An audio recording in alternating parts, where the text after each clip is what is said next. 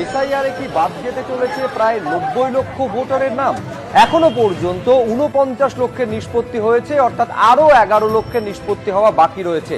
7 এপ্রিলের মধ্যে বিবেচনাধীন 60 লক্ষের নিষ্পত্তি হয়ে যাবে, এমনটাই জানিয়েছেন হাইকোর্টের প্রধান বিচারপতি।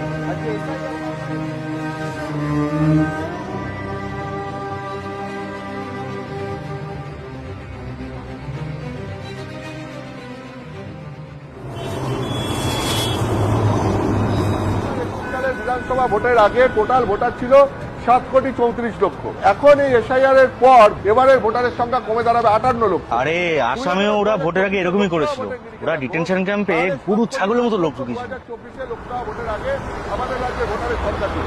এখন যদি এখানে নাম বাদ যেতে থাকে, আপনার নামে চিঠি এসছে।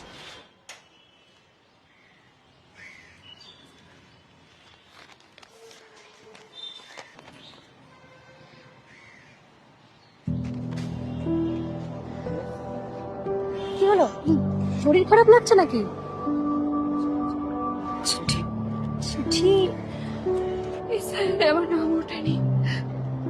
আমি নাকি এদেশের নই, অন্য কোথাও থেকে এসেছি।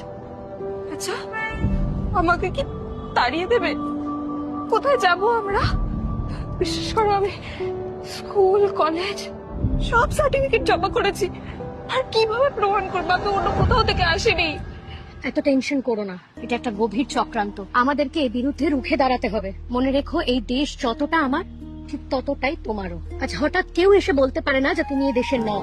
আমাদের লড়তে হবে, নিজেদের জাতিসত্তার জন্য লড়তে হবে, নিজেদের আত্মসম্মানের জন্য লড়তে হবে। আমরা লড়বো, আমরা জিতবো।